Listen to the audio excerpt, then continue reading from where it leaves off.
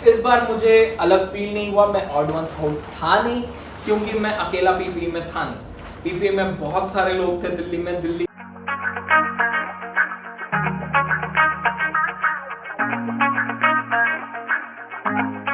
Hello everyone, welcome back to my channel. Literally तहे दिल से thank you thank you thank you. आप सबने पिछले वीडियो में जितना प्यार दिया है ना, उतना मैंने लिटरली कभी एक्सपेक्ट नहीं किया था, इसीलिए तहे दिल से थैंक यू। सो जैसे कि आपने टाइटल देख ही लिया है, this video is going to be an experience vlog of my travel experience to Delhi. And let me clarify one thing, मेरा travel around 11th of June को हुआ था। अराउंड क्या, 11th ऑफ जून को ही हुआ था। इट्स लिटरली आफ्टर 10 डेज जब government ने फ्लाइट्स चालू की थी। सो इस वीडियो में मैं अपना एक्सपीरियंस बताने वाला हूँ, क्योंकि मैंने उस टाइम मुझे कोई आइडिया नहीं था मैं यूट्यूब स्टार्ट करने वाला हूँ, इसलिए मैंने कोई ज़्यादा फुटेज नहीं बनाया। तो it will be an experience of mind with a little clips which I have captured. And start करने से पहले क्यों ना मैं उन कपड़ों में बदल लूँ जिन कपड़ों में मैंने ट्रैवल किया था। हाँ, तो मैंने इसी पीपी किट में ही ट्रैवल किया था। घर वालों को बहुत ज्यादा टेंशन था कि मैं दिल्ली जाके वापस आ रहा हूँ अपने सामान लाने के लिए, तो इसलिए मुझे पीपी किट पहना दिया। बहुत ज्यादा वियर्ड था, लेकिन हाँ एक एक्सपीरियंस था। 11 तारीख को 9:40 की मेरी फ्लाइट थी विस्तारा की। ये टिकट आपके सामने अभी डिस्प्ले हो रहा होगा। 9:40 का मेरा फ्लाइट था। तो एयरपोर्ट मुझे 2 घंटे पहले पहुंचना पड़ा था। जैसे ही एयरपोर्ट पहुंचा, पहले मेरा बैग सैनिटाइज हुआ पूरा, उसके बाद मेरा टेम्परेचर चेक हुआ, आरोग्य सेतु देखा गया। आरोग्य सेतु पे ओके और टेम्परेचर अगर आपका ओके आता है, फिर आपको आगे जाने देते हैं। आगे जाने के देने के बाद एक विंडो होता है जिधर आपको बोर्डिंग पास दिखाना पड़ता है। वेब चेक इन ये सब पहले ही जनरेट हो चुका होता है, आप सबको पहले ही वेब चेक इन करना पड़ता है, इसलिए उधर जाके आपको बस अपना बोर्डिंग पास दिखाना पड़ता है। अगर किसी कारण की वजह से आपका जनरेट नहीं हो पाता है तो उधर उनके पास सोल्यूशन है उसका भी। उसके बाद मैं अंदर गया, क्योंकि मेरा कोई लगेज नहीं था जो लगेज में जाता है, इसलिए मैं सीधा सिक्योरिटी पे गया। सिक्योरिटी पे जाने के बाद उधर मेरा फिर से टेम्परेचर चेक हुआ। टेम्परेचर चेक होने के बाद मैं जाके 8 बजे तक ये सब प्रोसीजर खत्म होने के बाद मैं जाके बैठ गया था। उधर मुझे विस्तारा वालों ने ऐसा ही एक फेस शील्ड दिया। ये फेस शील्ड दिया क्योंकि मैं विस्तारा का फेस शील्ड खो चुका हूं, इसलिए ये मेरा रिटर्न फ्लाइट का इंडिगो का फेस शील्ड है। उसके साथ ये आप देख सकते हैं, ये टोपी भी ऐड हो जाता था। तो बहुत ज्यादा वियर्ड था मेरे लिए इसके साथ ट्रैवल करना। हाँ, ऊपर से जाते टाइम मैं अकेला था ऐसा बंदा जो इस पीपी किट में ट्रैवल कर रहा था, तो बहुत ही ज्यादा वियर्ड था। विस्तारा वालों ने एक फेस शील्ड दिया था, एक ये सैनिटाइजर दिया था, ये विस्तारा ने ही दिया था, और एक मास्क दिया था।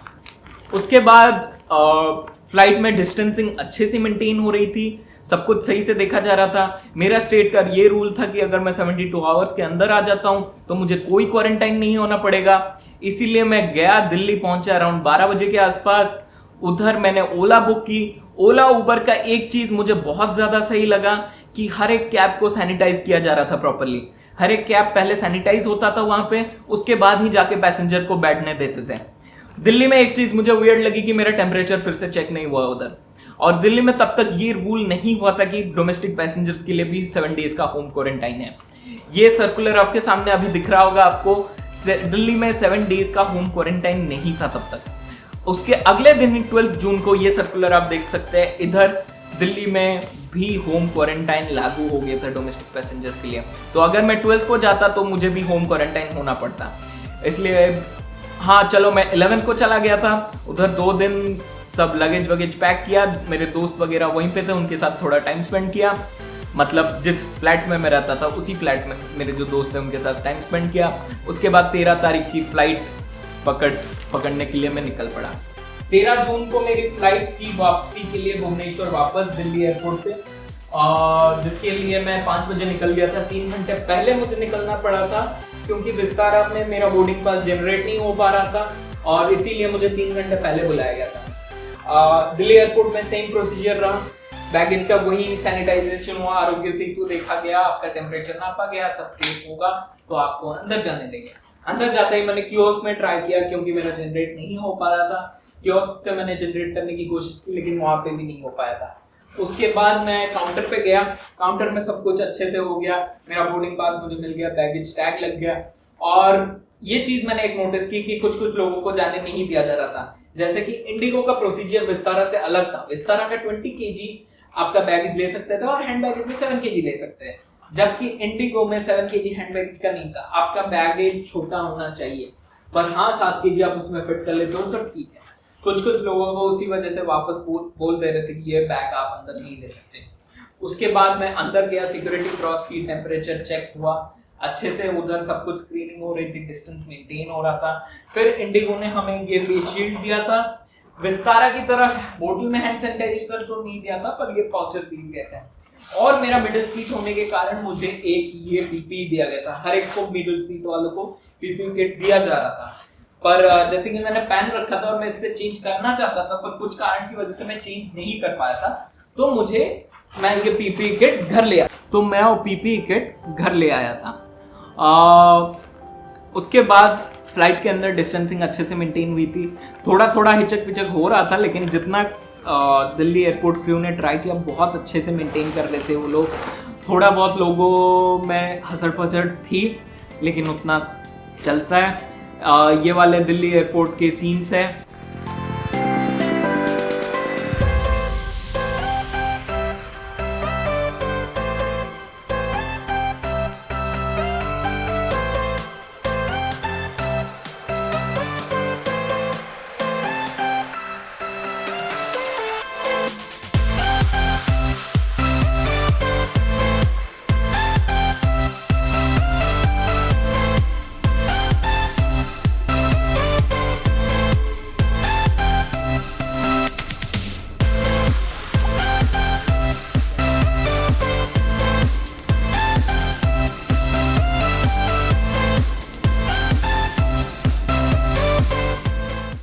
दिल्ली एयरपोर्ट में ये सब पूरा खाली पड़ा था एयरपोर्ट, और लिटरली लोगों को जाने के लिए आराम से सब कुछ मेंटेन किया जा रहा था दिल्ली एयरपोर्ट में। आप अगर खुद से सब कुछ प्रिकॉशन लेते हो तो कोई दिक्कत नहीं है। उसके बाद मैं एयरपोर्ट पहुंचा, भुवनेश्वर एयरपोर्ट पहुंचा, वहाँ पे मेरा टेम्परेचर चेक हुआ। ये आप सीन्स देख सकते हो भुवनेश्वर एयरपोर्ट के।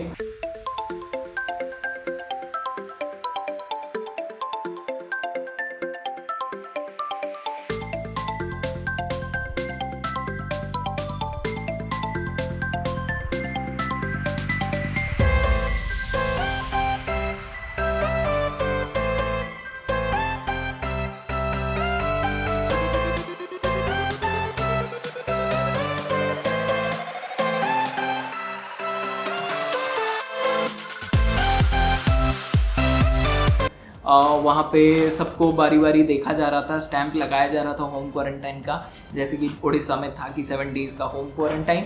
लेकिन जैसे कि मैंने अपना ट्रैवल हिस्ट्री दिखा दिया तो मुझे होम क्वारंटाइन नहीं किया गया। उसके बाद लेकिन मैंने खुद को 7 डेज़ के लिए होम क्वारंटाइन कर दिया था घर पे आके, ताकि जितना ज़्यादा अच्छा रह सके सबके लिए, घर वालों के लिए भी अच्छा रह सके। मैंने खुद को 7 डेज़ के लिए होम क्वारंटाइन कर दिया था। उसके बाद ये सीन था कि मैंने 14 से 21 दिन तक बाहर नहीं निकला था, और उसके बाद ही मैं घर से बाहर निकला था। जितना ज़्यादा प्रिकॉशन ले सका था मैंने लिया था। लिटरली ये पीपी किट में बहुत ज़्यादा अजीब लगता है, वियर्ड लगता है, बट ये था कि सेफ्टी के लिए मुझे ट्रैवल करना था। घर वाले थोड़े ज़्यादा टेंशन में आ गए थे। आप जितना ज़्यादा प्रिकॉशन ले सकते हो ले लेना। ग्लव्स पहन लो, मास्क पहन लो, और हैंड सैनिटाइजर यूज़ करते रहो, क्योंकि फेस शील्ड वगैरह तो देते ही हैं एयरलाइन वाले। So this was my experience of travelling to Delhi, and कैसे कैसे ये सब रहा। बहुत खुशी हुई मुझे आप सबके साथ ये एक्सपीरियंस शेयर करने में। पीपी किट में मैंने ट्रैवल किया था, पीपी किट में ये वीडियो भी शूट कर लिया। हाँ, फुटेज ज़्यादा नहीं था मेरे पास, इसलिए बहुत ज़्यादा आई एम दिल से सॉरी, बट कोई ना। Until next time, आपको अगर वीडियो अच्छा लगा please do like and subscribe, like share and subscribe the video. बहुत ज़्यादा अच्छा लगेगा मुझे अगर आप ये करते हो। सो until next time, I guess it's peace. This is Sonak signing off. We'll grow in number, fueled by them to see the horizon, turn us to thousands. लोगों को ये वीडियो पसंद आ जाए यार। आई सी। ओ भाई, कौन हो तुम? Save something for the third video also, सोना।